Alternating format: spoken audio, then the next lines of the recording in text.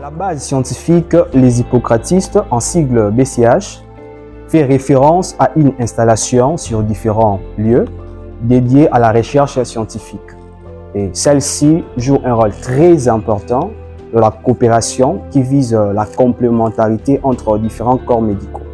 Parmi ces corps médicaux, on peut voir les étudiants en médecine, les étudiants en soins infirmiers. D'autre part, on peut voir aussi le biologiste. Et pourquoi le terme hippocratiste? Le terme hippocratiste désigne le médecin ou les étudiants en médecine et les écoles de pensée qui s'intéressent aux enseignements d'Hippocrate. Parmi ces enseignements, on peut voir l'éthique médicale, mais aussi la sémiologie.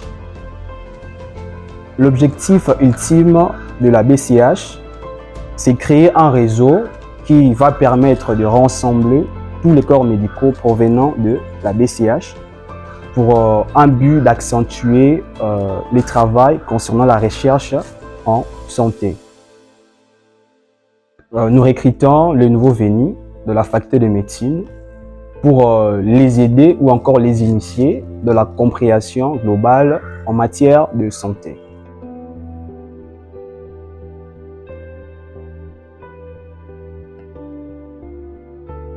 Africain qui dit si tu veux aller plus vite, marche seul. Mais si tu veux aller plus loin, marchons ensemble.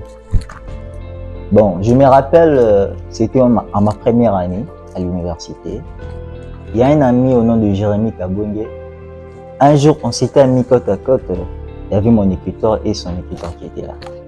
Il y avait un exercice, bien sûr, de chimie qu'on devait normalement résoudre. Et c'est à partir de cela qu'on a essayé un peu de résoudre l'exercice. L'ami a apprécié comment est-ce que je l'avais résolu. Et puis l'ami m'a proposé s'il y avait moyen que nous puissions commencer à bosser ensemble, à se rencontrer pour travailler ensemble. Les deux m'est apparu assez bonne et accepté l'idée de l'ami.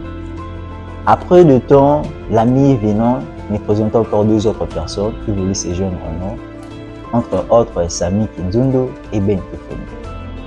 À ce moment-là, je pouvais seulement accepter parce que moi, tout ce qui est la science, j'aime. Donc je suis un ami de la science, j'avais vraiment accepté l'idée. Et puis, on a fixé un jour, on devait normalement commencer le travail. On s'est rendu, je me rappelle à cette époque-là, c'était dans la parcelle d'un ami, Sami Kinzund. On bossait chez eux. On était allé là-bas, on s'est rencontrés. Il y avait moi, il y avait Jérémy, il y avait Ben, il y avait Sami, qui avait une fille, Efia. Une fille qui bossait vraiment la chimie. J'étais vraiment impressionné par elle. Mais quand aussi j'ai apporté ma touche, les amis ont encore été stupéfaits par ce que j'avais apporté comme âge. Et à ce moment-là, on s'est réunis, on s'est dit pourquoi pas faire de ces regroupements une base scientifique où nous allons commencer à débattre sur tous les sujets, sur tous les cours, pas seulement la chimie qu'on avait commencé, mais si on pouvait en fait l'élargir en fait. Et à ce moment-là, les amis ont accepté l'idée, puis c'est à ce moment-là qu'on a pu lancer la base scientifique Hippocrate qui a pu voir le jour le 29 avril 2022, si je me rappelle bien.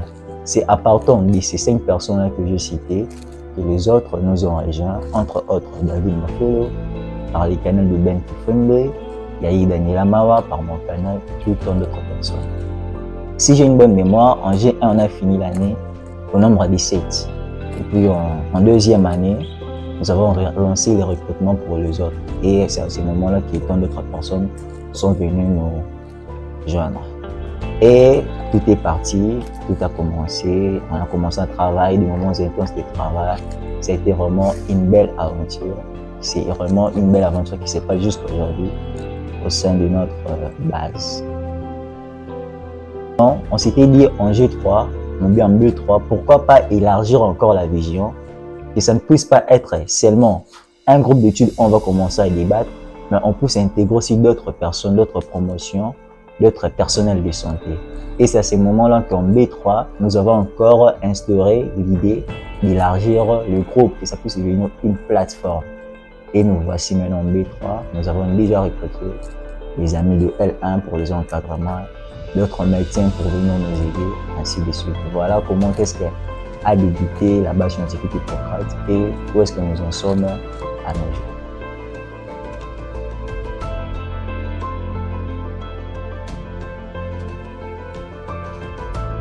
fait, mon intégration n'a pas été facile. Hein. Je venais déjà de la maison avec des théories, avec des illusions déjà. Mes aînés, ils m'ont appris qu'à l'université, voilà des choses qui se passent. Tu dois savoir, l'université, c'est pas comme l'école. L'université, c'est pas comme les humanités. J'ai sorti fraîchement des humanités après avoir décroché mon bac. Et j'arrive ici.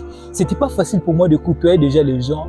Et moi, je m'imaginais que toute personne qui s'approchait de moi, c'était un aventurier. Parce qu'on m'a dit qu'à l'université, il y a souvent des neveux de certains professeurs et ils n'étudient pas. Ils sont là pour récolter l'argent, pour corrompre.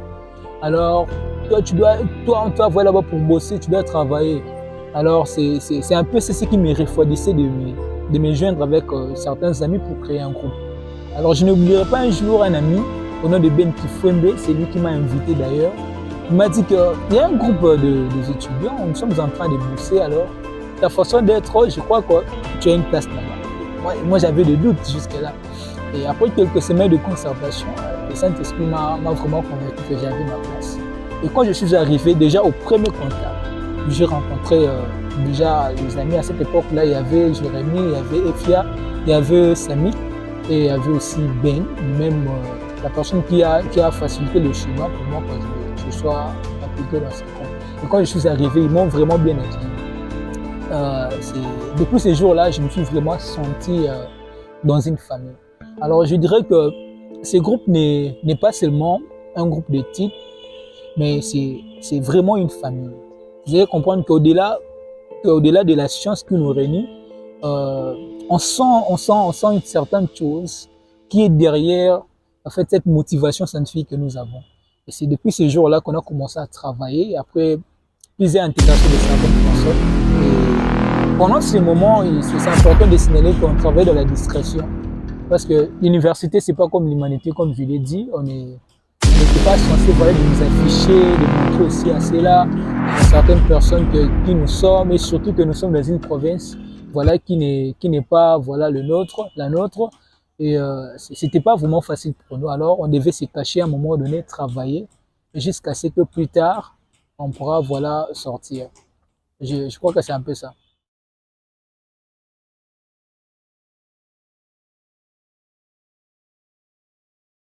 Au-delà d'être un club scientifique, comme on venait de dire l'autre fois, BCH, c'est une famille où l'amour, la joie, la paix règnent.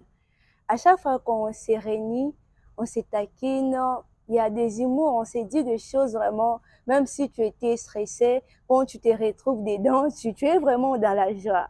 Je dirais BCH, c'est ma deuxième famille. En 2023, lors de mon intégration, j'avais fêté mon anniversaire le 9 mars. BCH m'a apporté des cadeaux. C'était une surprise. Je ne m'attendais pas à cela.